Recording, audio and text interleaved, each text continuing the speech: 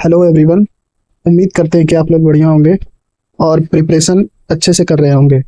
हम लोगों ने वर्ल्ड ज्योग्राफी का सीरीज स्टार्ट किया था, जो कि हम लोग वर्ल्ड मैपिंग के थ्रू पढ़ रहे थे।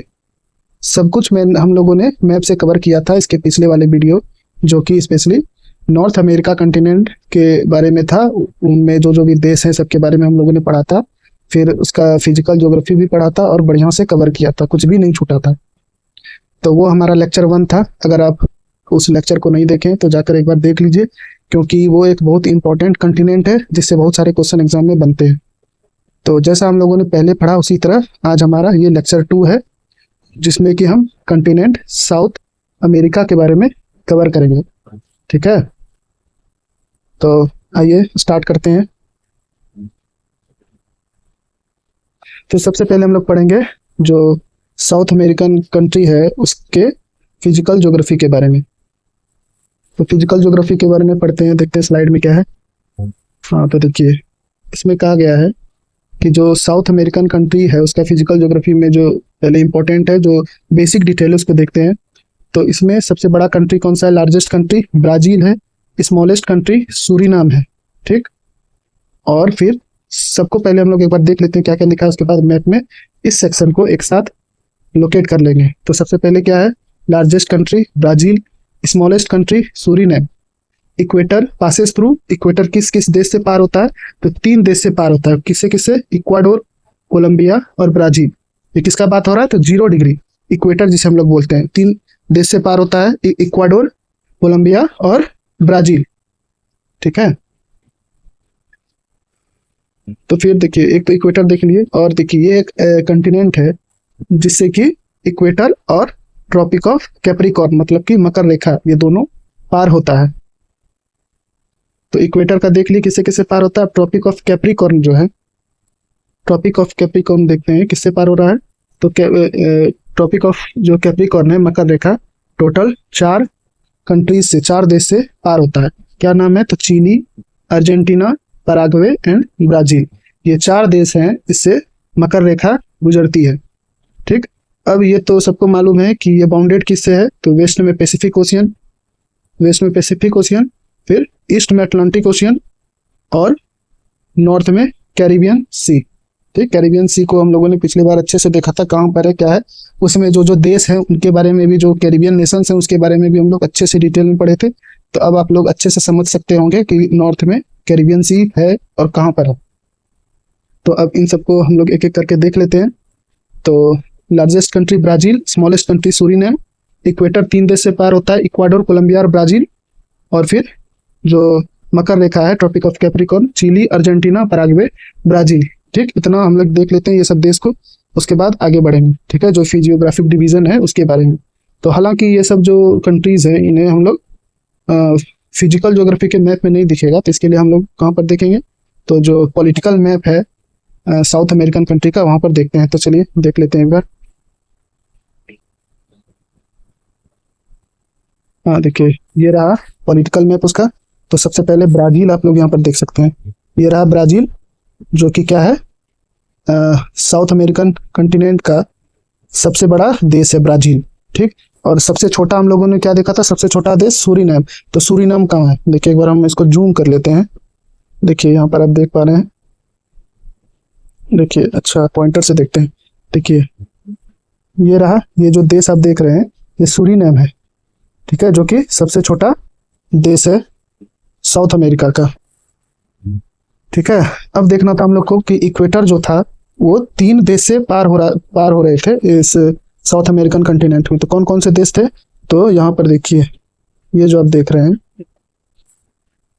देखिए यहाँ पर देख रहे हैं 0 डिग्री डॉटेड लाइन से दिखाया गया, यहाँ से इसे पार हुआ है। ठीक है, विषुवत रेखा भी लिखा गया है। तो यही है इक्वेटर हमारा 0 डिग्री किससे देखिए पार हुआ। देखिए सबसे पहले इधर वेस्टर्न साइड में देखे तो इक्वाडोर है, उसके बाद इससे आगे बढ़ा है तो क्या है? कोलंबिया। ये देश रहा कोलंबिया। तो इसका जो सदर्न बाउंड्री है यहाँ से इसको ये टच कर रहा है। उसके बाद तीसरा कौन सा था? ब्राजील। तो ब्राजील से यहाँ से क्रॉस हुआ है इक्वेटर। ठीक, तो 3 देश हो गए, एक इक्वाडोर, दूसरा कोलंबिया, तीसरा ब्राजील।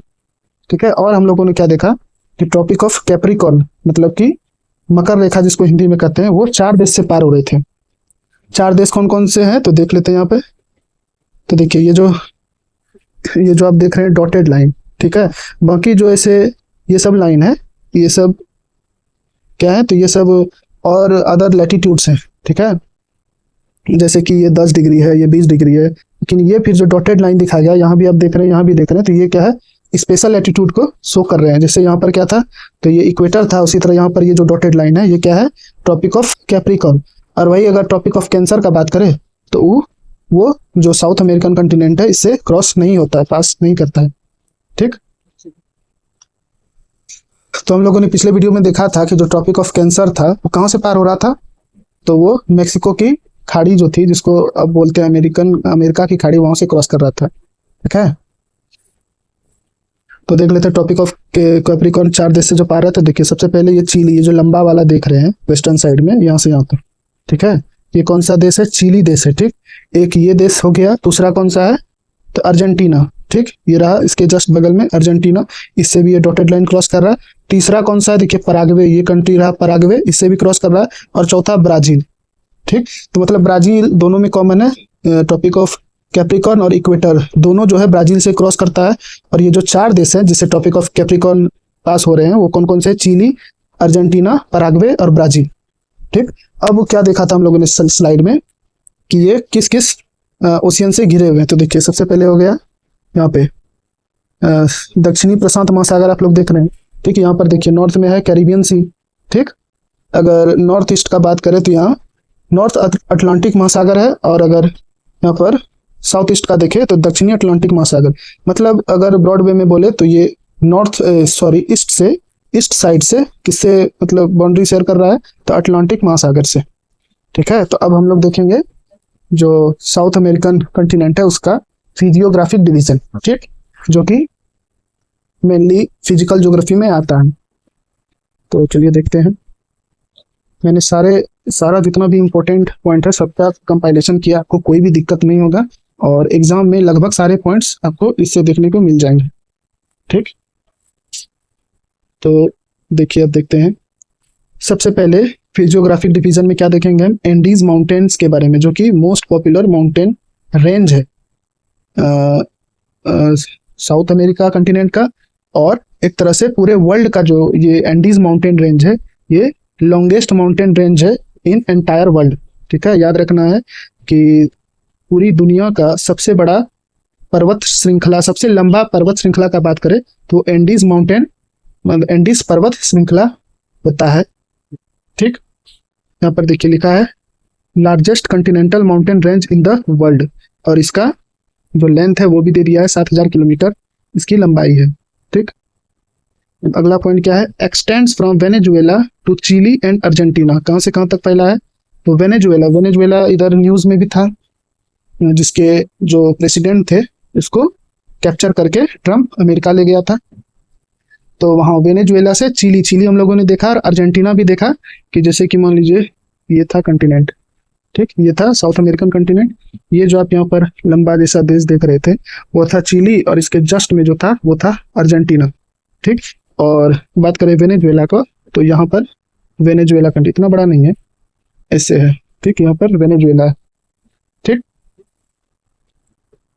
तो क्या बात बोला कि कहाँ से कहाँ तक फैला है, तो ये वेनेजुएला से लेकर कहाँ तक फैला हुआ है, हमारा जाके चिली और अर्जेंटीना इन दोनों में फैला हुआ है, ठीक। एक बार मैप पे भी देख लेते हैं तो फिर बढ़िया से आप लोग को क्लियर हो जाएगा। तो पहले हम इसके और भी पॉइंट देख लेते हैं, फिर मैप में एक बार में देख लेंगे, ठीक। ये एक्सटेंशन देख लिए कहाँ से कहाँ तक है, वेनेजुएला से चिली एंड अर्जेंटीना तक में, ठीक, फैला हुआ है। फिर formed due to Nazca plate subducting beneath South American plate. पिछले भी लेक्चर में मैंने बताया था कि जो देखिए एक तरह से ये जो देख रहे हैं कि जो ये माउंटेन है, जो न्यू फोल्ड माउंटेन या फोल्ड माउंटेन कैसे बनते हैं, तो जब 2 प्लेट आपस में कोलाइड करते हैं, ठीक है। तो ये जो बना है किसके वजह से, तो एक नाजका प्लेट है वो सबडक्ट मतलब कि अंदर चला गया है किसके नीचे, तो साउथ अमेरिकन प्लेट जो है उसके नीचे, ठीक है।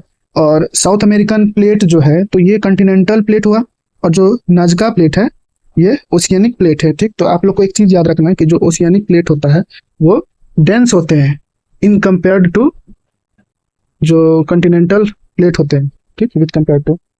तो ये जो डेंस होते हैं ना, डेंस मतलब क्या, डेंस है तो ये भारी प्लेट होते हैं, इनका वेट ज़्यादा होता है, और ये इनके मुकाबले जो ओशियानिक प्लेट है इसके मुकाबले हल्के होते हैं। तो जब ये आपस में कोलाइड करते हैं तो ये इसके नीचे चले जाते हैं। ठीक है, तो यही यहाँ पर है कि किससे बना है, तो नाजका प्लेट जब सबडक्ट किया है बीनीथ साउथ अमेरिकन प्लेट। ठीक, अब देखिए ये रिच किसमें है, ये जो रेंज है जो किसमें रिच है, तो rich in copper, tin, silver and gold. किसमें किसमें, कॉपर, फिर टिन, फिर सिल्वर, फिर गोल्ड, इसमें ये रिच है। तो अब हम लोग एक साथ देख लेते हैं जितना भी हम लोगों ने यहाँ पर लोकेशन देखा उन सबको एक बार मैप पे देख लेते हैं। ठीक है, ठीक है, तो आइए देखते हैं। देखिए ये रहा फिजिकल ज्योग्राफी का मैप। अब यहाँ पर आप देख सकते हैं जो एंडीज माउंटेन रेंज है, अगर बेसिकली देखें तो ये जो आप देख रहे हैं कि ये जो डार्क ब्राउन से ऐसे है, यहाँ से ऐसे, फिर ऐसे ऐसे यहाँ तक फैला हुआ है एंडीज माउंटेन रेंज।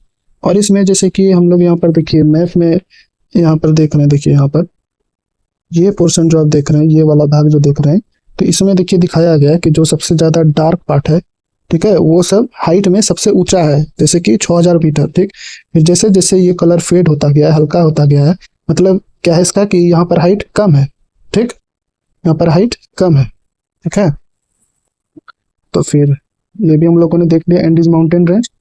अब देखिए एक बात और कि नाजका प्लेट, आप लोगों ने देखा होगा कि इधर तो पैसिफिक प्लेट था, तो हाँ पैसिफिक प्लेट भी है, लेकिन नाजका प्लेट जो है उसी का एक मतलब माइनर प्लेट है। ठीक, मेजर प्लेट जो है, पैसिफिक प्लेट क्या हुआ, मेजर प्लेट मतलब बहुत बड़ा प्लेट है, और नाजका प्लेट क्या है, माइनर प्लेट। और नाजका प्लेट जो है ना, जो यहाँ पर देखिए तो इस जगह पर फॉर्म होता है, देखिए यहाँ पर इसे नाजका प्लेट फॉर्म है, जो कि वेस्टर्न जो बाउंड्री है साउथ अमेरिकन कॉन्टिनेंट का, उससे ये कोलाइड कर रहा है बहुत समय से। और इसका मूवमेंट जो है नाजका प्लेट का किधर है, ईस्टर्न साइड, और जो कॉन्टिनेंटल प्लेट जो है इसका मूवमेंट इस साइड है। तो इससे क्या हो रहा है कि ये जो नाजका प्लेट है, ठीक है, ये इसके कंपैरिजन में जो साउथ अमेरिकन कॉन्टिनेंट प्लेट है उसके कंपैरिजन में ये भारी है, डेंस है। ठीक, जिससे जब ये कोलाइड कर रहा है तो ये जो नाजका प्लेट है ये इस जो कॉन्टिनेंटल प्लेट है इसके नीचे धस जा रहा है, सबडक्ट कर रहा है, क्योंकि भारी है। ठीक, तो उससे हो क्या रहा है, अब देखिए आप लोग बोलेंगे कि ये सबडक्ट कर रहा है तो फिर फोल्डिंग प्रोसेस कैसे हुआ, तो फिर भी अगर सबडक्ट भी हो रहा है तो इसका जो इसके जो बाउंड्री आपस में फिर भी जो टच कर रहे हैं, ठीक है, वो क्या कर रहे हैं, जब आपस दोनों कंप्रेशन फोर्स लग रहा है तो फिर भी इसका जो क्रस्ट भाग है उसमें फोल्ड हो रहा है। ठीक है, फोल्ड हो रहा है, जिससे ये फोल्डिंग माउंटेन हो रहा है।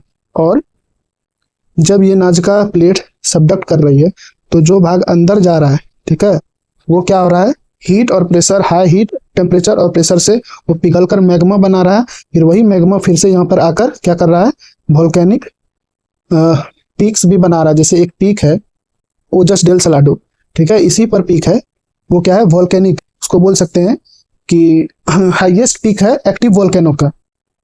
ठीक है, तो ऐसे वोल्केनो भी यहाँ पर हो रहे हैं इसी बाउंड्री के कॉलिजन से, सबडक्शन से। और तीसरा है कि देखिए जब ये प्लेट, नाजका प्लेट इस कॉन्टिनेंटल प्लेट के अंदर सबडक्ट कर रही है तो यहाँ पर आपको ट्रेंच भी दिखेंगे। ठीक है, देखिए यहाँ पर, यहाँ देख रहे हैं आप, लिखा हुआ है चिली पेरू खाड़ी।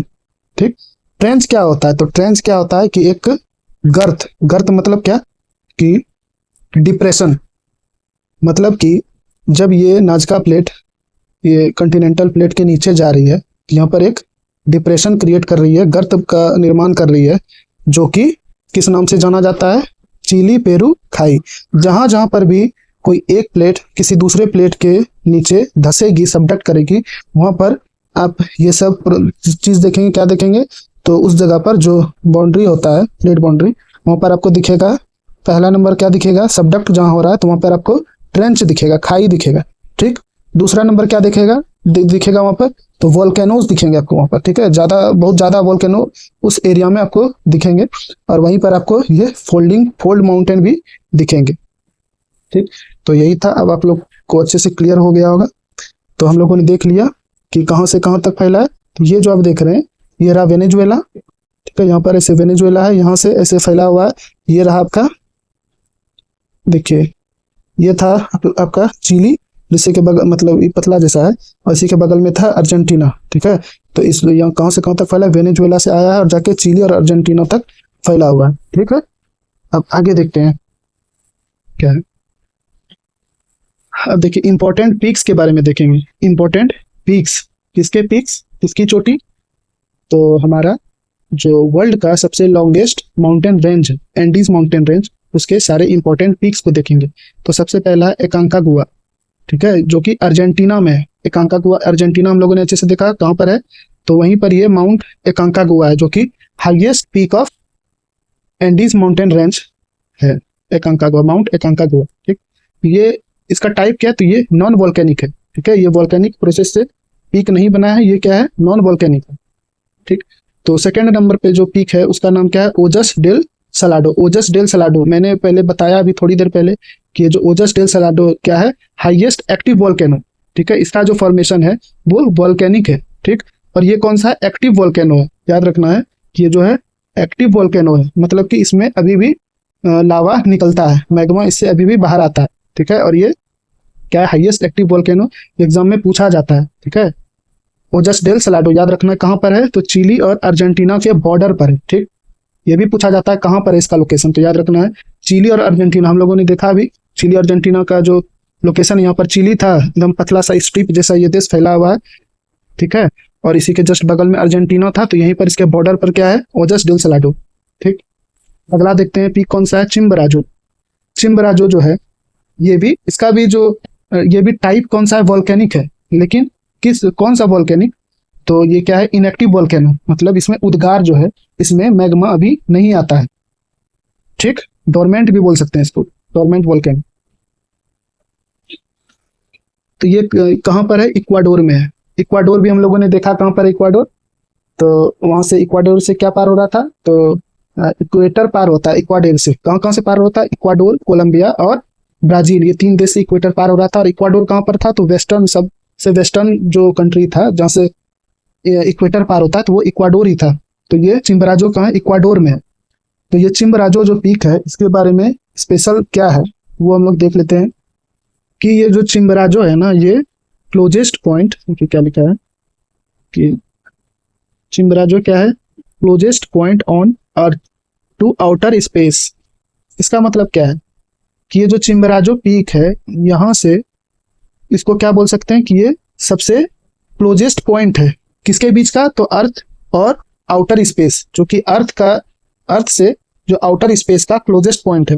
अगर बोल इसको हम एक अलग भाषा में बोले तो ये क्या है कि सबसे ऊंचा तो नहीं बोल सकते क्योंकि वो माउंट एवरेस्ट है, लेकिन देखिए यहाँ पर अंतर क्या है कि जो ये अर्थ है ना, ये इक्वेटर पे क्या होती है, थोड़ी बल्ज होती है, बल्ज मतलब उभरी, और पोल पे क्या होती है, तो पोल पे थोड़ी चपटी होती है और इक्वेटर पे थोड़ी बल्ज होती है, जिसके कारण, और जो ये इक्वाडोर कहाँ पर, इक्वेटर पे ही पड़ता है, तो यहाँ पर जो पीक है, तो ये इसलिए बोला जाता है कि ये क्या है, closest point on earth to outer space, मतलब धरती और बाहरी स्पेस का बीच का क्लोजेस्ट पॉइंट है। यहाँ से आउटर स्पेस का जो लेंथ है बहुत कम है। ठीक है, अब देखिए आगे देखते हैं पीक हम लोगों ने तीनों देख लिया है, एकांकागुआ, फिर ओजस डेल सलाडो, चिम्बराजो। अब देखते हैं कि प्लेट्यू के बारे में, दूसरा फिजियोग्राफिक डिवीजन। तो इंपॉर्टेंट प्लेट्यू कौन सा है, इसका नाम क्या है, अल्टीप्लानो प्लेट्यू। अल्टीप्लानो प्लेट्यू, ये क्या है, important plateau of south American continent. ठीक है, ये कहाँ पर पड़ता है, तो बोलीविया और पेरू पे, ये दोनों देश में ये फैला हुआ है। ठीक है, अल्टीप्लानो प्लेट्यू, बस आपको इतना ही ध्यान रखना है कि अल्टीप्लानो प्लेट्यू कहाँ पर है, बोलीविया और पेरू देश में फैला हुआ है, साउथ अमेरिकन कंटिनेंट में। बस इससे ज्यादा आपको नहीं पढ़ना। ठीक, तो आगे देखते हैं, लेक के बारे में देख लेते हैं। लेक एक मोस्ट इंपॉर्टेंट लेक है यहाँ पर साउथ अमेरिकन कंट्री में, और वही पूछा ही जाता है हर एग्जाम में आपको, अगर पूछेगा लेक से तो यही लेक टिटिकाका। लेक टिटिकाका है जो कि कहाँ पर है, पेरू बोलीविया का बॉर्डर पर है। ठीक, और ये लेक के बारे में क्या इंपॉर्टेंट थिंग है कि highest navigable lake in the world है, मतलब कि सबसे ऊंचाई पर स्थित अगर झील पूछेगा तो ये कौन सा है, लेक टिटिकाका। ठीक है, तो लेक टिटिकाका क्या है, highest navigable lake in the world, सबसे ऊंचाई पर स्थित है। ठीक, हाईएस्ट नेविगेबल मतलब कि सबसे ऊंचाई पर नेविगेट किया जा सकने वाला लेक कौन सा है, लेक टिटिकाका। ठीक, तो आपको ये ध्यान में रखना है। अब देखिए, अब पढ़ेंगे सेंट्रल लोलैंड्स के बारे में। ठीक है, मतलब जिसको हिंदी में क्या बोलते हैं, केंद्रीय निम्न भूमि, केंद्रीय निम्न भूमि के बारे में। तो केंद्रीय निम्न भूमि में कौन कौन सा आता है, तो देखिए केंद्रीय निम्न भूमि में सबसे पहले आता है अमेजन बेसिन। एक सेकंड, तो सबसे पहले आता है केंद्रीय निम्न भूमि में अमेजन बेसिन। अमेजन आप लोगों को पता ही होगा कि बहुत फेमस एक रिवर सिस्टम है, तो उसी का बेसिन। बेसिन क्या होता है कि अमेजन रिवर और उसके ट्राइब्यूटरी जहां तक फैले हैं उस पूरे रीजन को, जैसे मान लीजिए अमेजन रिवर, इसके ट्राइब्यूटरी बहुत सारे होते हैं। ठीक, ट्राइब्यूटरी के भी कुछ ट्राइब्यूटरीज होते हैं, ट्राइब्यूटरीज के भी कुछ ट्राइब्यूटरी, सहायक नदियों के भी सहायक नदी होते हैं। तो ये जो एरिया ये बनाया है, ये पूरा एरिया क्या कहलाएगा, जो इसमें मेन रिवर है अमेजन, इसी का बेसिन कहा जाएगा इसको। ठीक, तो अमेजन रिवर बेसिन किस में आता है, तो सेंट्रल लोलैंड्स, केंद्रीय निम्न भूमि के अंतर्गत आता है। ये क्या है, वर्ल्ड्स लार्जेस्ट रिवर बेसिन है। ठीक है, दुनिया का सबसे बड़ा, अगर रिवर बेसिन, नदी तंत्र भी बोल सकते हैं, रिवर बेसिन अगर बोले, हिंदी में भी शायद इसको बेसिन ही बोलते हैं। तो अगर दुनिया का सबसे बड़ा रिवर बेसिन का बात करें तो उसका नाम क्या है, अमेजन रिवर बेसिन। ठीक, covered by Amazon rain forest. ठीक, सेल्वास, अमेजन रेन फॉरेस्ट को किस नाम से जाना जाता है, तो सेल्वास कहते हैं। ठीक, तो ये जो नदी है कहाँ से बहती है, तो जैसे मान लीजिए ये अमेजन फॉरेस्ट है। ठीक है, इसके बीचों बीच ये नदी बहती है। ठीक है, इसलिए लिखा गया है यहाँ पर कि covered by Amazon rain forest. और अमेजन जो है किस तरह का फॉरेस्ट है, तो एवरग्रीन फॉरेस्ट है। ठीक, इसको अर्थ्स लंग्स भी बोला जाता है। ठीक, क्यों बोला जाता है लंग्स फॉरेस्ट को, क्योंकि यहाँ से ऑक्सीजन प्रोडक्शन होता है। ठीक है, ऑक्सीजन बहुत ज्यादा मात्रा में, देखिए बहुत घना जंगल है और बहुत बड़ा जंगल है, जिसके कारण इसको क्या कहते हैं, अर्थ्स लंग बोलते हैं। ठीक, इसको यहाँ पर अमेजन रेन फॉरेस्ट को और किस नाम से जाना जाता है, तो सेल्वास कहते हैं। ठीक, एक्सट्रीमली रिच बायोडाइवर्सिटी, तो यहाँ जो जैव विविधता है इस अमेजन रिवर बेसिन का, तो वो क्या है, बहुत ज्यादा है। बायोडाइवर्सिटी मतलब जैव विविधता। जैव विविधता क्या होता है कि जो वहां पर आपको अलग अलग प्रजाति के, बहुत सारे प्रजाति के फ्लोरा एंड फौना मिलेंगे। ठीक, अलग अलग स्पीसीज के फ्लोरा, फ्लोरा मतलब जो पेड़ पौधे होते हैं। ठीक है, और फौना क्या हुआ, तो जीव जंतु हुए, सबको फौना बोलते हैं। तो वहाँ बहुत से भिन्न भिन्न प्रकार के आपको जीव देखने को मिलेंगे, फिर पौधों की प्रजाति देखने को मिलेगी। तो वही है यहाँ बायोडाइवर्सिटी, एक्सट्रीमली रिच बायोडाइवर्सिटी इस रीजन में है। ठीक, अब लानोस, देखिए लानोस क्या है, एक ग्रास लैंड है। ठीक, और ये ग्रास लैंड जो है वो भी किस में आता है, सेंट्रल लोलैंड्स में आता है। मतलब कि जो साउथ अमेरिकन कॉन्टिनेंट का जो बीच का पार्ट है वहां पर क्या है, उसी को क्या बोलते हैं, लो लैंड, मतलब कि उसका हाइट कम है इसलिए उसको लो लैंड बोलते हैं। ठीक, तो लानोस भी उसी के अंतर्गत आता है। ये क्या है, ग्रासलैंड लानोस। ये कहाँ पर है, तो वेनेजुएला एंड कोलंबिया में। तो एग्जाम में पूछा जाएगा कि वेनेजुएला और कोलंबिया में। अब देखिए एक बात आप यहाँ पर ध्यान दीजिएगा, पिछले क्लास को अगर आप लोगों ने ध्यान से पढ़ा होगा तो मैंने वहां पर एक कंसेप्ट समझाया था कि ग्रासलैंड के बारे में आप अक्सर देखते होंगे कि लिखा रहता है टेम्परेट ग्रासलैंड लिखा रहता है, इक्वेटोरियल ग्रासलैंड भी रहता है। तो इसका मतलब यहाँ से आप समझ जाएंगे ट्रॉपिकल ग्रासलैंड क्या होता है, ट्रॉपिकल ग्रासलैंड और टेम्परेट ग्रासलैंड। टेम्परेट के बारे में भी समझाया था, ट्रॉपिकल के बारे में भी समझाया था। तो आप लोग कमेंट में बताइएगा कि ये जो लानोस ग्रासलैंड है, ये जो लानोस ग्रासलैंड है, तो ये कौन सा ग्रासलैंड होगा, ट्रॉपिकल ग्रासलैंड होगा या टेम्परेट ग्रासलैंड होगा। तो आप लोग कमेंट में बताइए और आगे हम बता देंगे आपको इसका आंसर। तब तक आप कमेंट में बताइए कौन सा होगा ये। आपको मैंने ये भी बता दिया कि कहाँ से इक्वेटर क्रॉस कर रहा है, कहाँ से ट्रॉपिक ऑफ कैप्रिकॉर्न क्रॉस कर रहा है, कौन से देश से क्रॉस कर रहे हैं। और आपको पता ही होगा कि जो ट्रॉपिक ऑफ कैंसर से ट्रॉपिक ऑफ कैप्रिकॉर्न के बीच के क्षेत्र को क्या बोला जाता है, ट्रॉपिकल रेंज मतलब ट्रॉपिकल रीजन कहते हैं। ठीक है, तो आप लोग को हिंट भी मिल गया। ठीक, कमेंट में बताइए किस टाइप का ये ग्रासलैंड होगा। तो ये ग्रासलैंड कहाँ पर है, लानोस जो है वेनेजुएला में और कोलंबिया में। ठीक, ये हम लोगों ने मैप देखा था, यहाँ पर वेनेजुएला था और यहाँ पर ऐसे ही कोलंबिया था। ठीक, यहाँ पर इक्वाडोर था। तो वेनेजुएला और कोलंबिया में ये ग्रासलैंड लानोस फैला हुआ है। ठीक, तो लानोस याद रखना है, देश के बारे में पूछता है कि लानोस ग्रासलैंड कहाँ पर किस कहाँ के ग्रासलैंड को लानोस कहा जाता है, तो वेनेजुएला और कोलंबिया के ग्रासलैंड को लानोस बोला जाता है। ठीक। ड्रेन्ड बाय ओरिनिको रिवर, मतलब कि ओरिनिको रिवर यहीं के बीच से बहती है। ठीक है।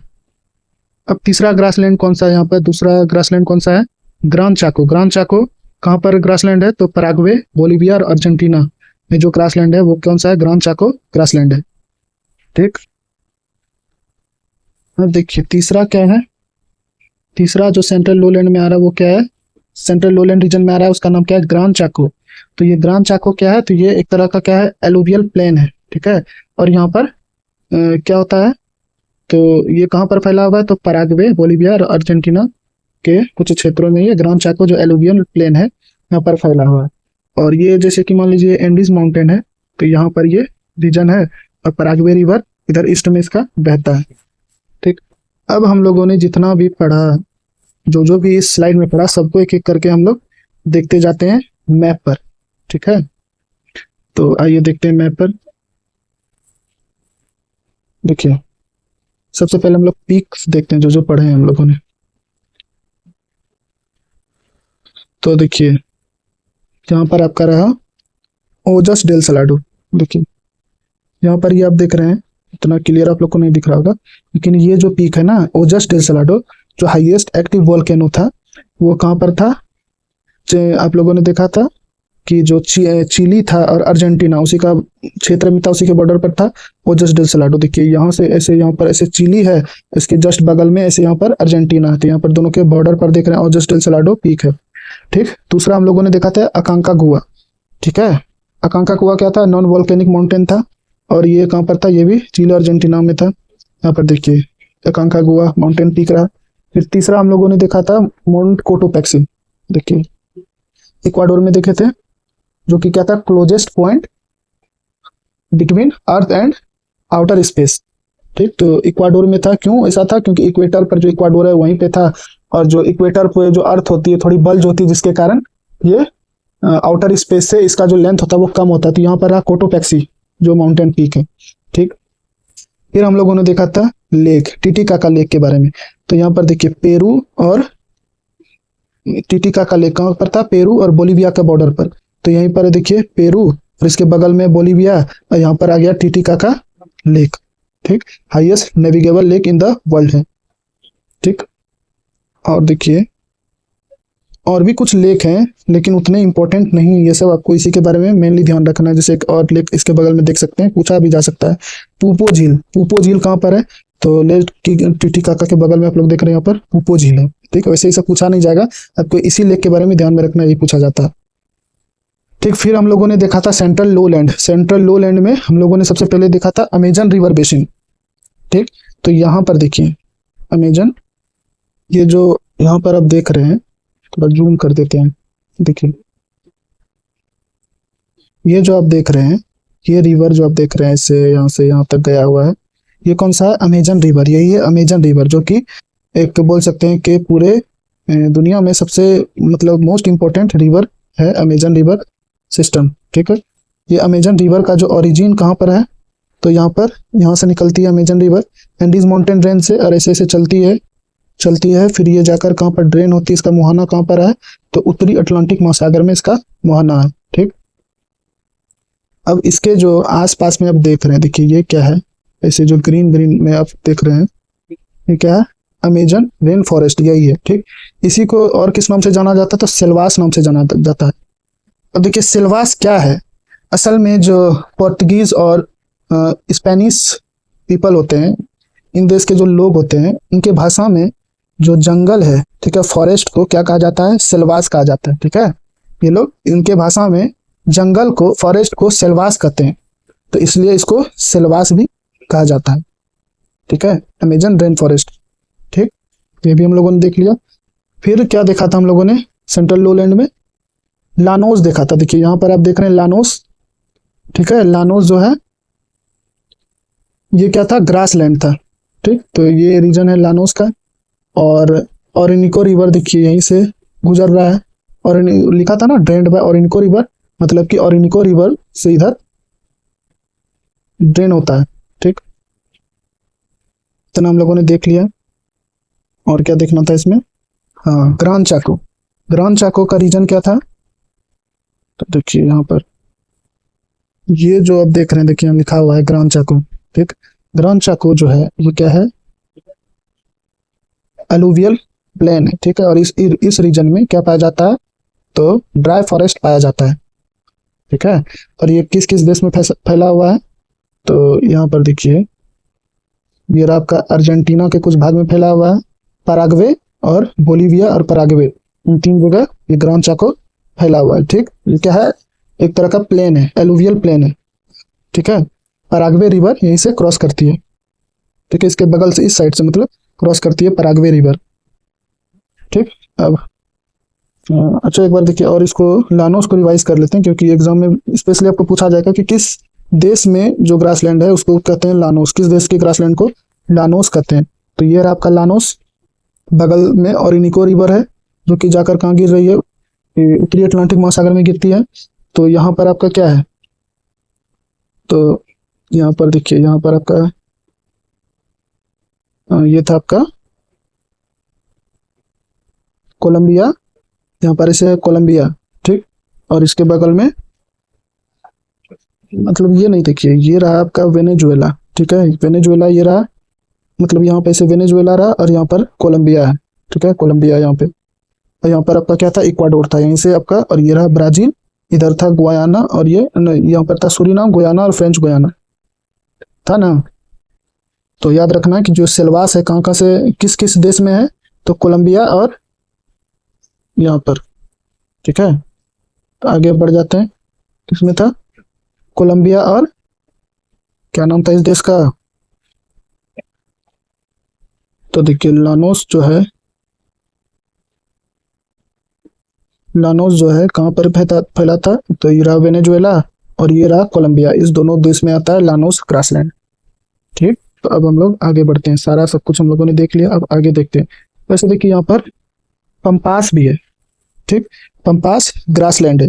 ठीक, इसके बारे में भी हम लोग स्लाइड में देखेंगे, उसके बाद यहाँ पर इसको लोकेट करेंगे, फिर आपको याद हो जाएगा बढ़िया से। तो आगे देखते हैं, देखिए तीसरा आ ही गया, पंपास। पंपास क्या है? ये भी एक ग्रासलैंड है। स्पेशली कहाँ पर पाया जाता है? तो अर्जेंटीना में। ठीक है, अर्जेंटीना में स्पेशली ये है, अर्जेंटीना देश में पंपास। ठीक, फर्टाइल टेम्परेट ग्रासलैंड। ठीक, तो टेम्परेट क्यों है वो भी आप लोगों को अच्छे से समझ में आ गया होगा कि टेम्परेट क्यों है। ठीक, समझाया मैंने पिछले वीडियो में। तो ये क्या है? Fertile temperate grassland of Argentina and Uruguay. किस किस देश में आता है? अर्जेंटीना और उरुग्वे देश में ये पंपास रीजन जो ग्रासलैंड का है वो आता है। ठीक, किसके लिए फेमस है? तो famous for wheat and cattle ranching. किसके लिए? गेहूं उत्पादन के लिए फेमस है ये फर्टाइल, मतलब ग्रासलैंड एक तरह का है, यहाँ पर गेहूं की खेती होती है, और जो पशुपालन है कैटल रैंचिंग वो भी यहाँ पर होता है। इसके लिए फेमस है पंपास। फिर क्या है? पंटानल। ये सारे जो देख रहे हैं ये सब क्या है? लो लैंड है। ठीक, पंटानल ये क्या है? वर्ल्ड्स लार्जेस्ट ट्रॉपिकल वेटलैंड है।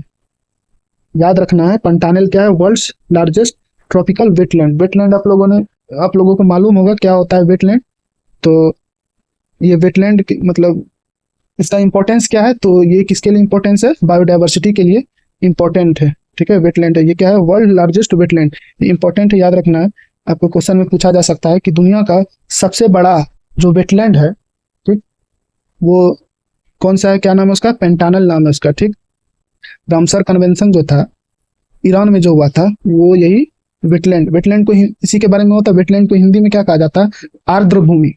ठीक, आर्द्र भूमि स्पेशली होता क्या है कि ये जो मतलब रीजन होता है यहाँ पर जो बोलते हैं कि मतलब छोटे छोटे वाटर बॉडीज इस रीजन में फैले होते हैं। ठीक है, ये ज्यादा गहरे नहीं होते, छिछले टाइप में होते हैं, और ये किस लिए इंपॉर्टेंस इसका? तो बायोडाइवर्सिटी के लिए। ठीक, तो ये कहाँ पर है? जो पेंटानल वेटलैंड है जो कि वर्ल्ड का लार्जेस्ट ट्रॉपिकल वेटलैंड है, ये कहाँ पर है? मेनली ब्राजील में है। ठीक, अब देखिए ब्राजील में है तो ट्रॉपिकल क्यों यूज हो रहा है? क्यों? क्योंकि यहाँ पर इक्वेटर पार होती है और ब्राजील से ये भी पार होती है, ट्रॉपिक ऑफ कैप्रिकॉर्न भी। तो इसी रीजन में इसलिए इसको क्या कहा गया? Tropical wetland. World's largest tropical wetland का नाम क्या है? पंटानल। कहाँ पर है? ब्राजील में है। वेटलैंड मतलब आर्द्र भूमि, किस लिए फेमस है? तो मालूम होगा कि अभी मैंने बताया कि बायोडाइवर्सिटी के लिए फेमस है। और रामसर कन्वेंशन जो है 1971 में हुआ था ईरान के रामसर में। ठीक है, तो अब आगे बढ़ते हैं। अब देखिए ईस्टर्न हाईलैंड, ईस्टर्न हाईलैंड मतलब कि पूर्वी उच्च भूमि। तो इसमें क्या क्या आता है, तो पहला नंबर आता है ब्राजीलियन हाईलैंड्स, मतलब कि ब्राजील में जो उच्च भूमि है उसके बारे में क्या है, occupies much of eastern Brazil. जो पूर्वी ब्राजील है, देखिए यहाँ पर ब्राजील है, ये मान लीजिए एक सेकेंड, हाँ तो देखिए ये ब्राजील था, occupies much of eastern Brazil. ठीक है, जो ईस्टर्न ब्राजील है वो इसमें फैला हुआ ये Brazilian highland. Source of many Brazilian river, Brazil में बहुत सारे रिवर बहते हैं जो कि जिसका ओरिजिन कहाँ से है, यहीं से ब्राजीलियन हाईलैंड से। ठीक, हाईएस्ट पीक जो है, ये जो ब्राजीलियन हाईलैंड है हाईएस्ट, इसका पीक क्या है, पिको दा नेबलिना, पिको दा नेबलिना। ठीक है, एग्जाम में नहीं, बहुत कम चांस है पूछने का, लेकिन आप फिर भी ध्यान में रखिए, पिको दा नेबलिना। ये कहाँ पर है, ईस्टर्न ब्राजील में। ठीक, आगे बढ़ते हैं। गुयाना हाईलैंड, मतलब गुयाना की उच्च भूमि कहाँ पर है, Venezuela, Guyana, Suriname, French Guiana, इन 4 जगह में। देखिए एक बार हम लोग पढ़ लेते हैं, उसके बाद हम मैप में भी एक बार देख लेंगे, जिससे कि आपका क्रिस्टल क्लियर हो जाएगा टॉपिक। तो ये जो ईस्टर्न हाईलैंड में हम लोग अभी तक 2 हाईलैंड्स के बारे में देखे, ब्राजीलियन हाईलैंड, ठीक, ईस्टर्न ब्राजील में था, यहाँ से बहुत सारी ब्राजीलियन नदियां निकलती है, और इसका हाईएस्ट पीक कौन था, पिको दा नेबलिना। ठीक, दूसरा कौन सा, गुयाना हाईलैंड्स, कहाँ पर है, वेनेजुएला में है, गुयाना में तो होगा ही क्योंकि इसके नाम पर पड़ा है। फिर देखिए क्यों गुयाना के नाम पर पड़ा होगा, क्योंकि इस रीजन में ज्यादातर इसी रीजन में इसका एक्सटेंशन होगा, इसलिए देखिए वेनेजुएला, गुयाना, सूरीनेम, फिर फ्रेंच गुयाना, इन 4 देश में ये फैला हुआ है Guyana highlands. Famous for table mountains, किसके लिए फेमस है, टेबल माउंटेन्स। टेबल माउंटेन्स को और क्या कहा जाता है, टेपुइस, टेपुइस। तो अब देखिए टेबल माउंटेन होता क्या है, जैसे कि मान लीजिए कि ये एक माउंटेन है, ठीक, लेकिन माउंटेन और टेबल माउंटेन में अंतर मतलब यही है सिंपली, टेबल माउंटेन की जो इसका जो अपर पार्ट होता है ना वो ऐसे फ्लैट होता है, फ्लैट कैसा होता है, टेबल के जैसे, इसलिए इसको कहते हैं टेबल माउंटेन। ठीक है, यही शेप होता है टेबल माउंटेन का।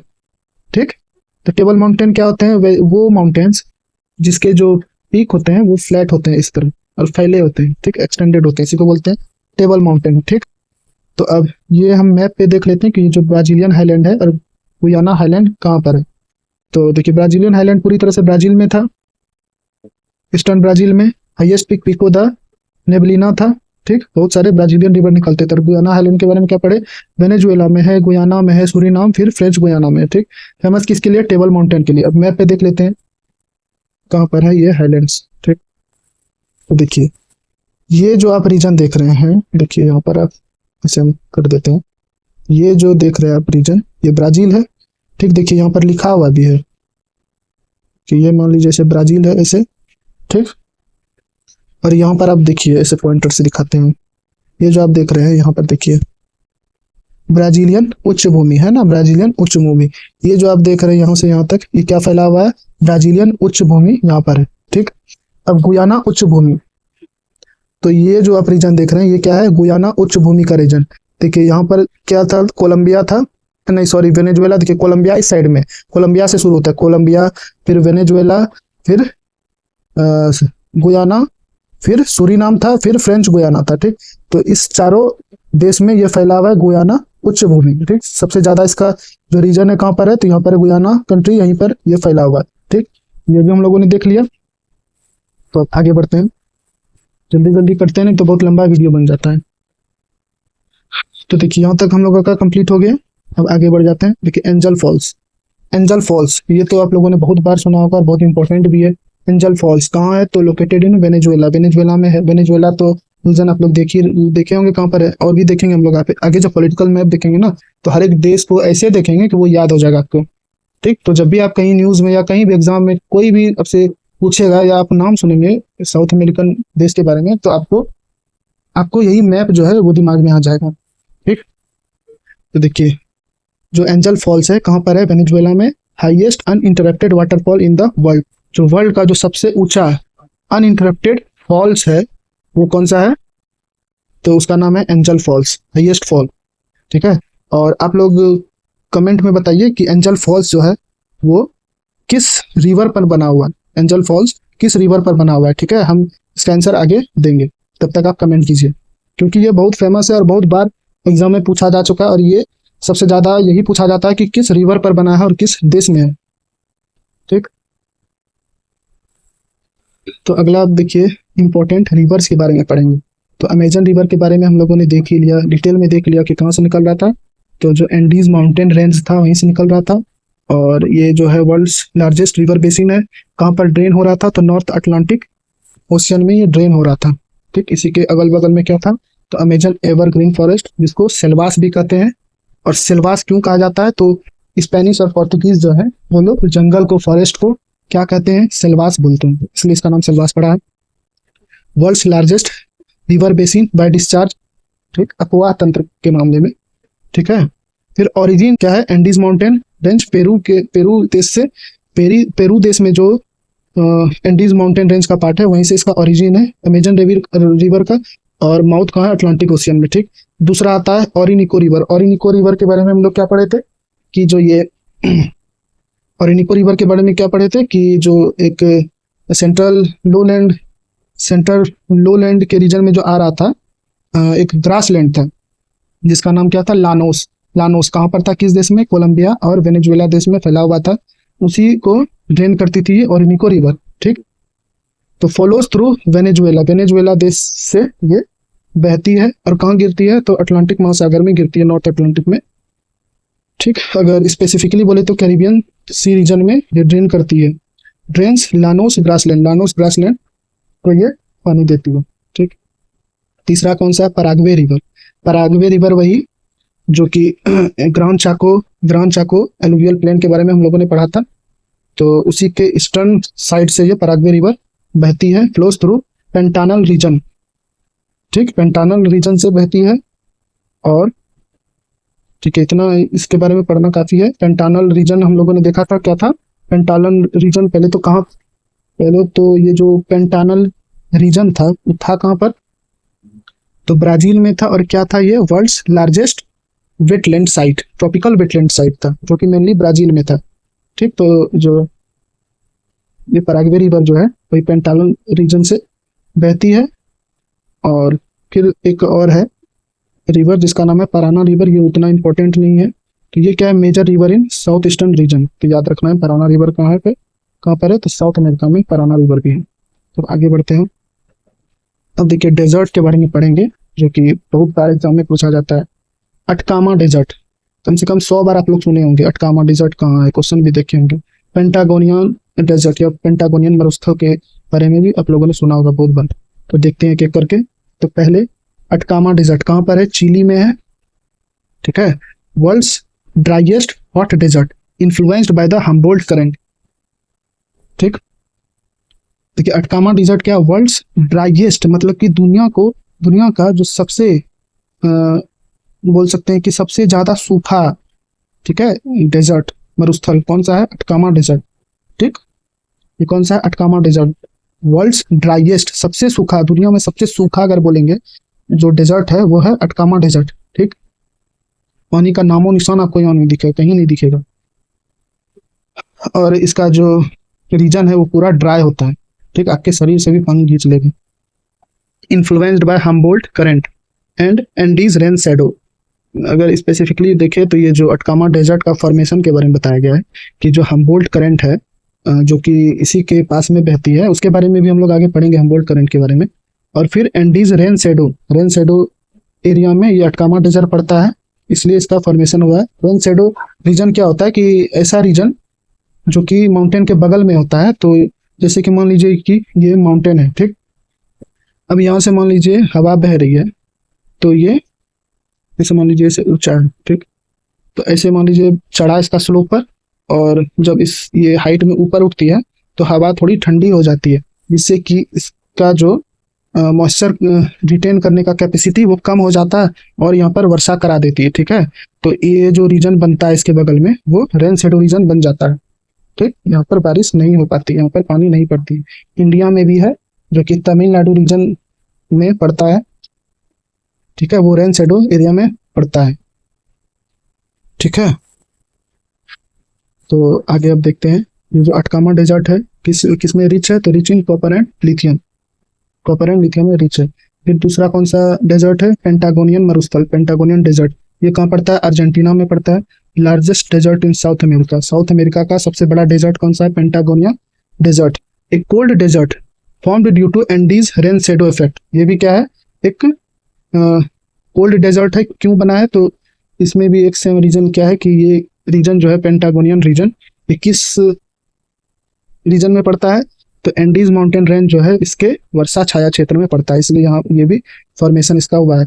और कोल्ड डेजर्ट क्यों बोला गया, क्योंकि ये कहाँ पर देखिए अर्जेंटीना में पड़ रहा है, और अर्जेंटीना जो मतलब थोड़ा बोल सकते हैं कि ट्रॉपिकल रीजन से थोड़ा दूर है, ठीक है, इसलिए ये क्या है, कोल्ड डेजर्ट है। ठीक, अब देखिए इंपॉर्टेंट, अब देखिए पहले इन दोनों को एक बार मैप में देख लेते हैं डेजर्ट को, उसके बाद हम लोग आगे करंट के बारे में देख लेंगे। हाँ, तो यहाँ से जल्दी से देखते हैं हम लोग। देखिए सबसे पहले हम लोग क्या देख रहे थे, अटकामा डेजर्ट। तो ये जो आप देख रहे हैं, देखिए ये रहा आपका अटकामा मरुस्थल, जो कहाँ पर था, चिली में। तो चिली आप लोग देखिए तो ऐसे लंबा स्ट्रिप्ड कंट्री था यहाँ से यहाँ तक में, ठीक है, ये चिली था, इसी में पड़ता है अटकामा मरुस्थल। ठीक और यहीं पे क्या है ना, हम्बोल्ट करंट बहती है इस रीजन में, ठीक है, इसी से ये इन्फ्लुएंस है। और जो एंडीज है, ये एंडीज माउंटेन है, ये इसके शैडो रीजन में ये पड़ता है, जिसके कारण यहाँ वर्षा नहीं होती, इधर ही वर्षा हो जाता है और यहाँ पर सूखा रहता है। और ये क्या है, अटकामा वर्ल्ड्स ड्राइएस्ट डेजर्ट। ठीक है, अब देखिए पेंटागोनियन मरुस्थल यहाँ पर है, पेंटागोनिया का मरुस्थल कहाँ पर पड़ता है, अर्जेंटीना में। अब देखिए कोल्ड डेजर्ट आप लोगों ने देखा था, कोल्ड डेजर्ट का मतलब क्या है कि ये देखिए थोड़ा पोलर जो रीजन है इससे नजदीक है, ट्रॉपिकल रीजन आपका तो यहीं पर रह गया है, इसी के आसपास में। यहीं पे देखे थे हम लोग, यहाँ पे चिली, फिर हमारा अर्जेंटीना यहाँ से क्रॉस करा था, और यहाँ पे एकदम लास्ट में जाके पड़ता है पेंटागोनिया का मरुस्थल, जो कि पोलर रीजन से नजदीक है, इसलिए ये क्या है, कोल्ड मरुस्थल है। ठीक है, शीत मरुस्थल है, ठीक, अर्जेंटीना में है। ये भी क्या पड़ता है, जो एंडीज माउंटेन रेंज का वर्षा छाया क्षेत्र है, इसी के रीजन में ये पड़ता है, इसलिए यहाँ वर्षा नहीं होती है और इसका फॉर्मेशन हुआ है। ठीक, अब करंट के बारे में देखते हैं, जो इंपॉर्टेंट करेंट्स हैं साउथ अमेरिकन कॉन्टिनेंट में।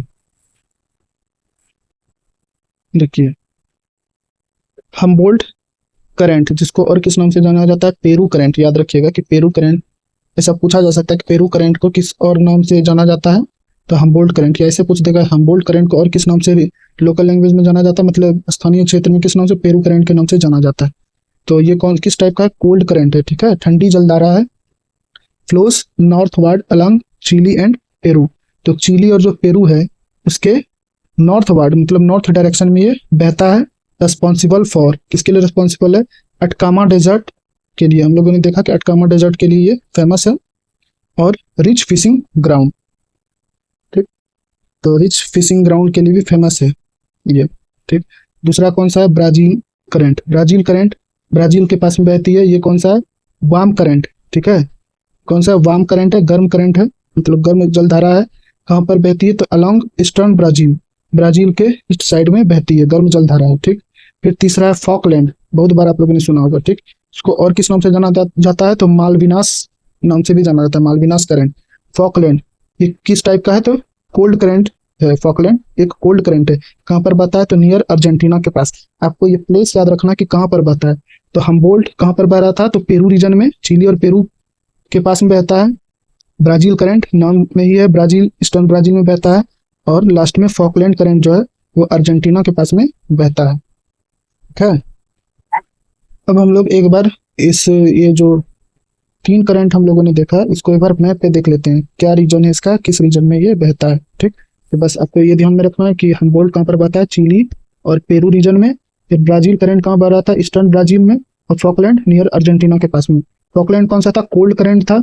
ब्राजील करंट वार्म करंट था, और पेरू करंट कौन सा था, कोल्ड करंट था। ठीक, तो आइए जल्दी से देखते हैं रीजन इसका। तो ये रहा मैप। ठीक, तो यहाँ पे हम लोग देख लेते हैं। देखिए यहाँ पर जो आपका बहेगा, देखिए चिली और पेरू के पास में ऐसे ऐसे ऐसे यहाँ पर बहता है पेरू करंट। ठीक है, पेरू करंट यहीं पे कोल्ड करंट है, इसी के कारण ये जो है यहाँ पर अटकामा मरुस्थल बना है। ठीक है, इसका भी इसमें योगदान है, इसका कंट्रीब्यूशन है। दूसरा एंडीज के वर्षा छाया क्षेत्र में रेन शेडो जोन में ये रीजन पड़ता है, इसलिए अटकामा मरुस्थल का फॉर्मेशन हुआ है। ठीक, दूसरा हम लोगों ने देखा था कौन सा, ब्राजील करंट। ठीक, तो ब्राजील करंट कहाँ पर बहता है, देखिए यहाँ पर ब्राजील करंट, थोड़ा सा और साइड करना होगा, देखिए। तो यहाँ पर जो आप देख रहे हैं ना, ऐसे जो साउथ इक्वेटोरियल करंट होता है उसी का ये एक्सटेंशन होता है। यहाँ पर ये ब्राजील के ईस्टर्न साइड में ये बहता है, ईस्टर्न ब्राजील में। और ये कौन सा है, गर्म करंट है। ठीक है, हॉट करंट है। तो ये रहा आपका ब्राजील करंट, ये भी गर्म करंट है। फिर एक तीसरा पढ़ा था हम लोग ने, फॉकलैंड करंट, जिसको मालविनास करंट भी कहते थे। कहाँ पर, किस रीजन में बह रहा था, तो यहाँ पर बहता है फॉकलैंड करंट। ठीक है, ये कोल्ड करंट है। और ये किस रीजन में था, तो अर्जेंटीना के क्षेत्र में ये बहता था। ठीक, और ये देखिए यहाँ पे ये दोनों जाकर मिलता है। तो आप लोगों को पहले भी बताया था कि जहाँ पर गर्म और ठंडी जलधाराएं मिलती है वो वो रीजन जो है फिशिंग के लिए बहुत महत्वपूर्ण होती है। ठीक, तो हम लोगों ने करंट को भी मैप पर बढ़िया से देख लिया। अब आगे देखते हैं क्या है। अब देखिए लगभग हम लोगों ने जो ज्यादातर जो फिजिकल ज्योग्राफी था साउथ अमेरिका का वो कवर कर लिया। और इससे ज्यादा आपको पढ़ना भी नहीं है, ये काफी हो गया, इतना ही इनफ है। ठीक, अब हम लोग जल्दी से देख लेते हैं कि जो इसके बारे में जो इम्पोर्टेंट पॉइंट्स है जो फ्रीक्वेंटली बहुत बार एग्जाम में पूछे जाते हैं। ठीक, जल्दी से देखते हैं। तो पहला क्या है, लॉन्गेस्ट माउंटेन रेंज पूछा जाता है बहुत बार। लॉन्गेस्ट माउंटेन रेंज कौन सा है, Andes mountain range in the world. ठीक है, पूरे विश्व का सबसे लंबा ये पर्वत श्रेणी है। दूसरा हाईएस्ट पीक इसका कौन सा है, एंडीज माउंटेन का तो एकांकक हुआ, जो कि टाइप कौन सा था इसका, नॉन वोल्केनिक था। ठीक, फिर हाईएस्ट वाटरफॉल एंजल फॉल, जो कि पूरे विश्व का सबसे ऊंचा वाटरफॉल है, एंजल फॉल्स। ठीक, और इसके बारे में मैंने पूछा था आप लोगों से कि ये किस रिवर, मतलब कौन सी रिवर इस फॉल को बना, तो इसका आंसर क्या होगा, एंजल फॉल्स चुरून रिवर करे। चुरून स्पेलिंग क्या है, CHURUN, चुरून रिवर। और ये जो चुरून रिवर है ये किसका ट्राइब्यूटरी है, कारोनी रिवर का, CARONI, कारोनी रिवर का ये ट्राइब्यूटरी है। और कारोनी रिवर किसका ट्राइब्यूटरी है, देखिए चुरून कारोनी का ट्राइब्यूटरी, कारोनी किसका ट्राइब्यूटरी है, तो ऑरिनिको रिवर, ऑरिनिको रिवर का ये ट्राइब्यूटरी है। तो आपको ये मोस्ट इंपॉर्टेंटली आपको चुरून रिवर याद रखना और कारोनी भी याद रखना है। ठीक है, क्योंकि ऑप्शन में आपको चुरून भी दे सकता है, कारूनी भी दे सकता है। ठीक, तो आपको सिंप्लीफाई कर दिया मैंने कि अगर एग्जाम में आएगा तो आपको ये दोनों ऑप्शन ध्यान में रखना, जो ऑप्शन में आएगा वही आपको टिक करना है। ठीक, तो हम लोगों ने देख लिया। अब अगला क्या है, highest navigable lake in South America कौन सा है, लेक टिटिकाका, जो कि पेरू और बोलिविया का बॉर्डर पर था।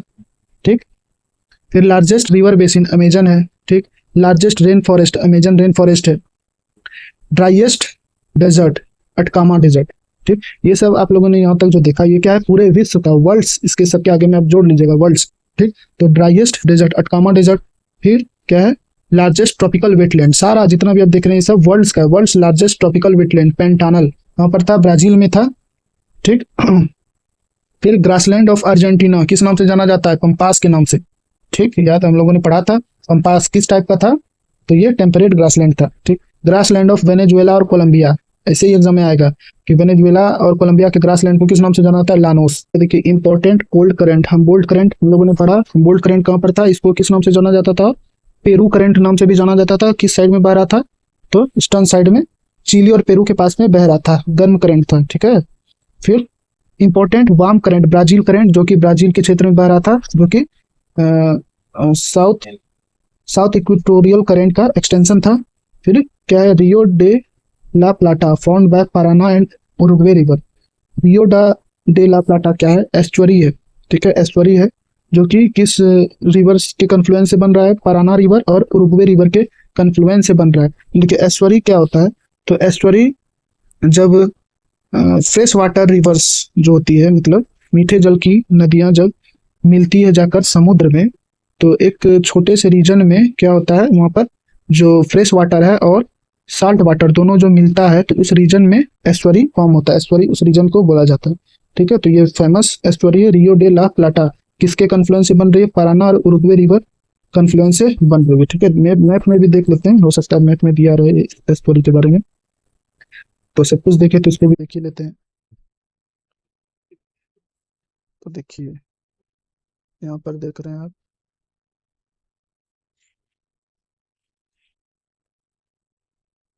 देखिए यहाँ पे यार आप देख रहे हैं उरुग्वे और पराना, इन दोनों का रिवर का कन्फ्लुएंस यहाँ पर हो रहा है।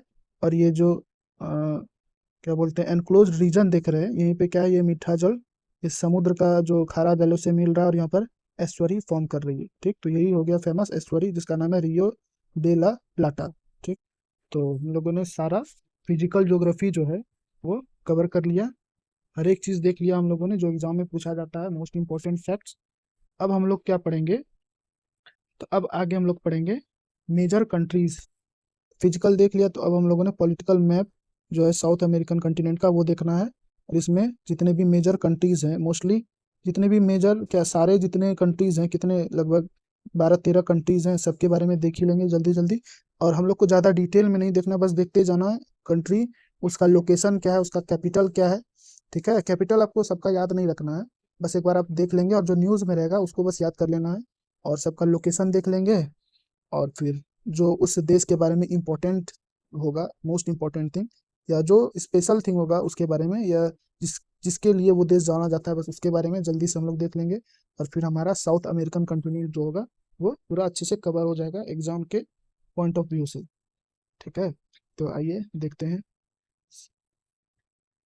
तो पहले हम लोग यहीं पर देख लेते हैं मैप में बढ़िया से कि कौन सा देश कहाँ पर है। 13 देश है टोटल, और उसके बाद फैक्ट देखेंगे और फिर लास्ट में एक बार देख लेंगे जैसे कि अच्छे से याद हो जाएगा। ठीक है, तो इसमें ज़्यादातर तो हम लोगों ने देख लिया है।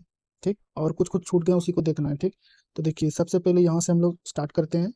तो ये रहा आपका इक्वाडोर। ठीक, इक्वाडोर जहाँ से इक्वेटर पार हो रहा था। फिर ये रहा कोलंबिया, इसके जस्ट बगल में कोलंबिया। ठीक है, यहाँ पर देख रहे हैं पूरा रीजन जो है ये कोलंबिया आ रहा। फिर इसके बगल में वेनेजुएला। ठीक, आपको सीरीज से याद करना है। ठीक है, एकदम लाइन बाय लाइन याद करना है। पहले रहा इक्वाडोर, फिर कोलंबिया, फिर वेनेजुएला, उसके बाद गुयाना। ठीक, गुयाना रहा, फिर सूरीनाम है। ठीक है, उसके बाद फ्रेंच गुयाना। ठीक है, ये फ्रेंच के कंट्रोल में है, फ्रांस देश है उसी का कंट्रोल इस पर है। ठीक, फ्रेंच गुयाना ये रह गया। उसके बाद यहाँ पर ऊपर वाला तो सब हम लोगों ने देख लिया। इक्वाडोर लाइन से याद करिएगा, Ecuador, Colombia, Venezuela, Guyana, Suriname, French Guiana. ठीक, उसके बाद ये सबसे बड़ा जो इधर देख रहे हैं ये क्लॉकवाइज हम लोग देखते जाएंगे। ठीक, फिर ये यहाँ से यहाँ तक हम लोगों ने देख लिया। फिर ये रहा ब्राजील, ब्राजील सबसे बड़ा देश है और सूरीनाम सबसे छोटा देश था। ठीक, तो ब्राजील सबसे बड़ा ब्राजील हो गया। उसके बाद अगर यहाँ पर देखें तो ये रहा हम लोगों का अर्जेंटीना। ठीक है, साउथ कंटिनेंट में, साउदर्न कंटिनेंट में क्या आ रहा है, तो अर्जेंटीना। उसके जस्ट बगल में एकदम सटा हुआ है दोनों देश, बहुत बड़ा। अगर पूछा जाएगा ना तो ये आपस में, ये दोनों देश आपस में ही सबसे बड़ा बाउंड्री शेयर कर रहे हैं। तो चिली एकदम पतला सा स्ट्रिप देश है, यहाँ से यहाँ तक फैला हुआ है, यहाँ तक फैला हुआ है चिली हो गया। इसके जस्ट बगल में अर्जेंटीना हो गया। ठीक, तो यहाँ पर देख लिया ब्राजील, फिर अर्जेंटीना, फिर चिली। ठीक, और यहाँ पर फिर क्लॉकवाइज देखे तो पेरू आ जाता है। ठीक, तो एक बार जल्दी से फिर से घुमा लेते हैं। ठीक, तो देखिए ये रहा Ecuador, Colombia, Venezuela, Guyana, Suriname, फिर फ्रेंच गुयाना। फिर इधर क्लॉकवाइज देखें तो ब्राजील आया। ठीक, फिर यहाँ पर आता है एक छोटा सा देश जिसको उरुग्वे बोलते हैं। ठीक, ये उरुग्वे आ गया, फिर अर्जेंटीना, और फिर चिली, फिर यहाँ पर पेरू। ठीक, अब देखिए पेरू से सटा हुआ है बोलीविया। तो बहुत बार जब भी आप लोगों ने सुना होगा ना पेरू के बारे में, तो बोलीविया भी जरूर ही सुना होगा। तो पेरू के जस्ट बगल में बोलीविया। ठीक, और बोलीविया के इधर सदर्न साउथ ईस्टर्न पार्ट में क्या है, पराग्वे कंट्री है। ठीक, पराग्वे यहाँ रहा। बस ये टोटल 13 देश हैं। एक बार फिर से देखते हैं। ये रहा आपका Ecuador, Colombia, Venezuela, Guyana, Suriname, फिर फ्रेंच गुयाना, फिर ब्राजील, उरुग्वे, अर्जेंटीना, चिली, फिर पेरू, फिर बोलीविया, फिर पराग्वे। ये टोटल 13 देश हैं। ठीक, अब इन देशों के बारे में जल्दी से हम लोग फैक्ट देख लेते हैं। तो देखिए ब्राजील, ब्राजील का कैपिटल क्या है, ब्रासीलिया, याद रखना है ब्राजील। आप लोग गलत मत कर दीजिएगा। ठीक है, क्यों बहुत ज़्यादातर आप लोगों ने सुना होगा रियो डी जेनेरियो ब्राजील, तो वो इसका कैपिटल नहीं है। ठीक है, तो इम्पोर्टेंट क्या है, ब्राजीलिया इसका कैपिटल है, ब्राजील का ब्राजीलिया। ठीक, इसी से रिलेटेड नाम है, इसे मिलता जुलता। Largest country in South America, वो तो आप लोगों को ऐसे भी बोलेगा तो आप लोग अब बता दीजिएगा कि ब्राजील सबसे बड़ा देश है साउथ अमेरिका कंटिनेंट में। अमेजन रेन फॉरेस्ट और अमेजन रिवर यहाँ पर पाया जाता है, इसके बारे में भी हम लोगों ने पढ़ा। रियो डी जेनेरियो और क्या है, साउ पोलो। तो ये दोनों क्या है, यहाँ पर जो रियो डी जेनेरियो और साओ पोलो क्या है, इम्पोर्टेंट सिटी है, प्रमुख शहर हैं ब्राजील के। ठीक, और देखिए ब्राजीलिया के बारे में एक और फैक्ट याद आ रहा है कि ये ब्राजीलिया जो है कैपिटल सिटी है ब्राजील में। और इसका अगर शेप देखेंगे ना, तो अबब से, अगर ऊपर से हम इसका शेप देखें तो ये एरोप्लेन जैसा दिखता है। ठीक है, ब्राजीलिया एरोप्लेन जैसा दिखता है इसका शेप। तो इतना ही इसके बारे में पढ़ना। और एक सबसे इम्पोर्टेंट क्या है इसमें, कॉफी प्रोड्यूसर्स, जो सबसे ज़्यादा विश्व में सबसे ज़्यादा कॉफ़ी कहाँ पर प्रोड्यूस होता है, तो वो ब्राज़ील से प्रोड्यूस होता है। दूसरा देश है अर्जेंटीना। अर्जेंटीना का कैपिटल क्या है, ब्यूनस आरियस। पूछा जाता है कि कैपिटल ऑफ अर्जेंटीना ब्यूनस आरियस है। हाईएस्ट पीक एकांकागुआ जो है एंडीज माउंटेन रेंज का, और पूरे साउथ अमेरिका कंटिनेंट का, वो यहीं पर है, अर्जेंटीना में है। पंपास ग्रासलैंड, ये भी हम लोगों ने पढ़ा कि पंपास जो था यहाँ पर टेम्परेट ग्रासलैंड था, और वो भी अर्जेंटीना में था, ठीक। Famous for cattle wrenching and wheat, ये भी हम लोगों ने पढ़ा कि पंपास जो ग्रासलैंड था, वहाँ पर एक तरह का वो फर्टाइल लैंड था, और वहाँ पर गेहूं की खेती होती थी। और किस लिए फेमस था वो पंपास रीजन, तो कैटल रेंचिंग, पशुपालन के लिए भी फेमस था। तीसरा देश कौन सा है, चिली।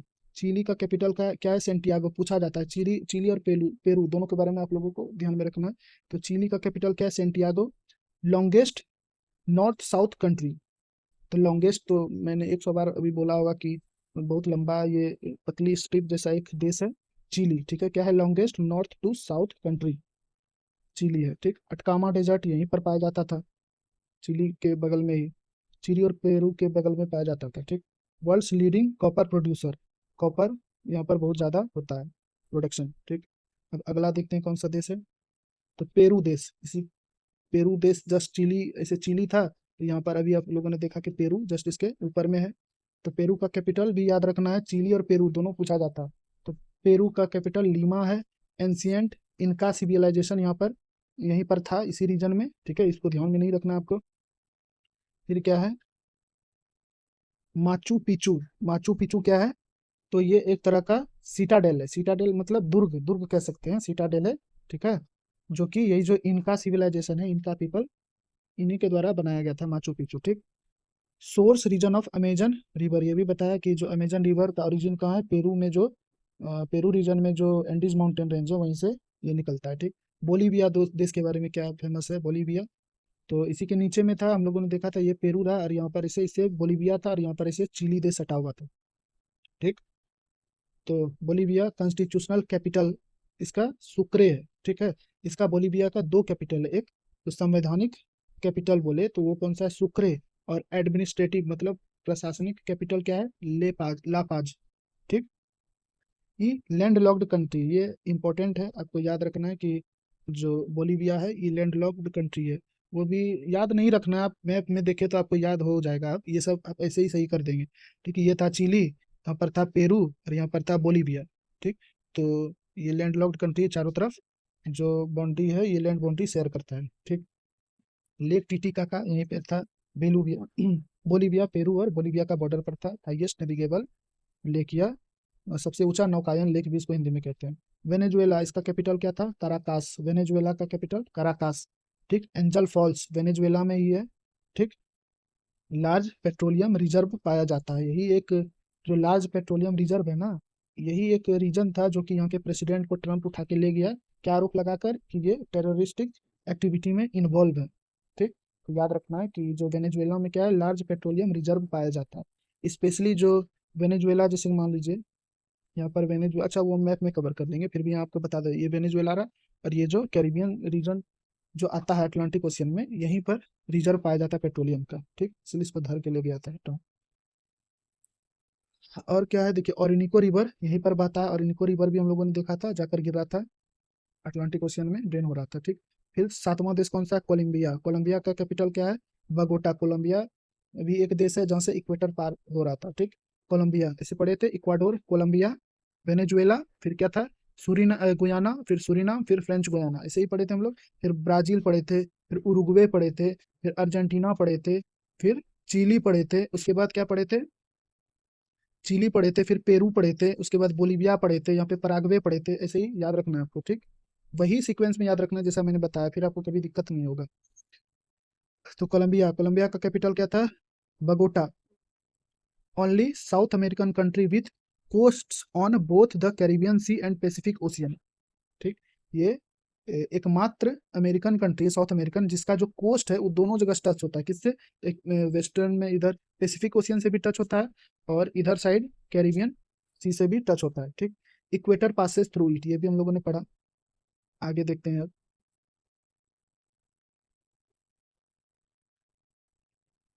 इक्वाडोर, इक्वाडोर का कैपिटल क्या है, क्विटो, ठीक। Equator passes through the country. Galapagos island एक फेमस आइलैंड है, आप लोगों ने नाम भी सुना होगा, गालापागोस आइलैंड। ठीक है, ये कहाँ पर है? इक्वाडोर में ही है। फिर पराग्वे, पराग्वे क्या है? कैपिटल इसका असुंसियोन। ठीक, ये सब याद नहीं रखना आपको। फिर लैंडलॉक्ड कंट्री है, पराग्वे रिवर यहीं पर बहती है, इसी देश के नाम पर पराग्वे रिवर का नाम पराग्वे रिवर पड़ा है। ठीक, फिर उरुग्वे, उरुग्वे का कैपिटल क्या है? मोंटेवीडियो। ठीक, located between Brazil and Argentina, यहाँ पर छोटा सा देश में हम लोगों ने देखा था, ये ब्राजील था, यहाँ पर उरुग्वे था, फिर यहाँ पर अर्जेंटीना था। ठीक, तो ये क्या है?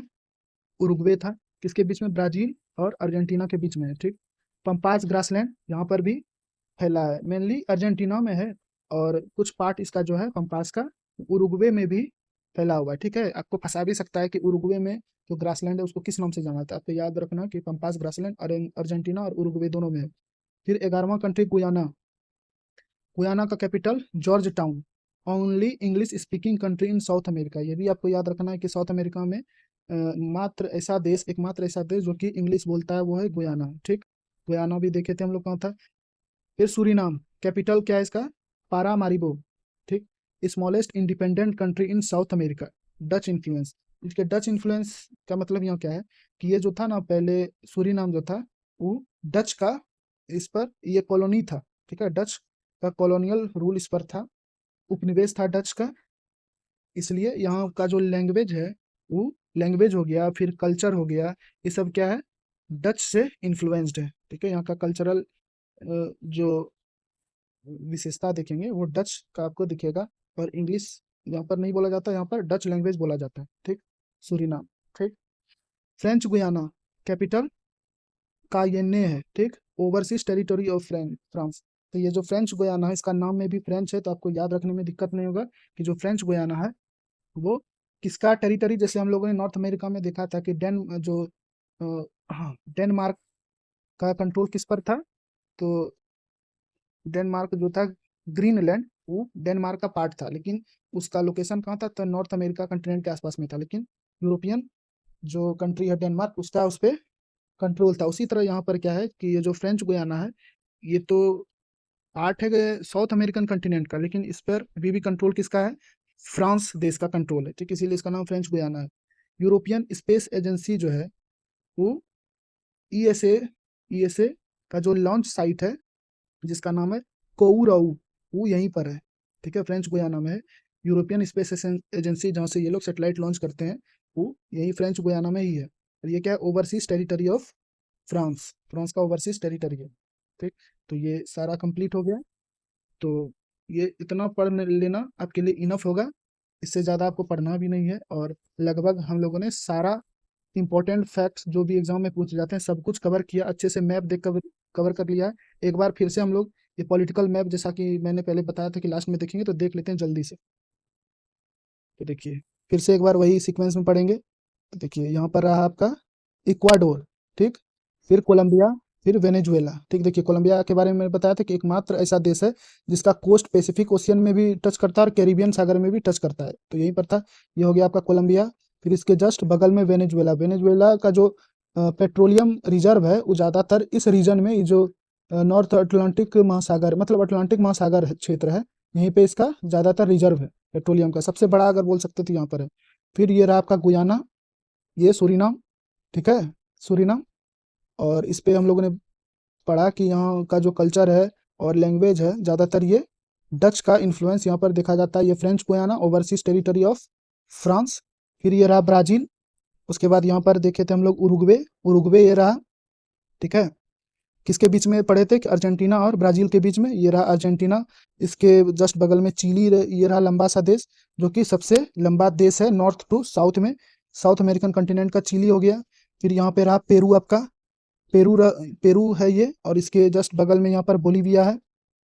ठीक, टिटिकाका झील देखिए यहाँ पर भी दिया हुआ है, टिटिकाका झील जस्ट इसके बॉर्डर पर है, किसके? पेरू और बोलीविया के बॉर्डर पर। उसके बाद एक लास्ट बच गया पराग्वे देश, यहाँ पर है पराग्वे देश। ठीक, पराग्वे रिवर यहाँ से बह रही है, इसी के नाम पर पड़ा है पराग्वे रिवर। बस, तो हम लोग का यहीं पर कंप्लीट हो जाता है पूरा साउथ अमेरिकन कंटिनेंट।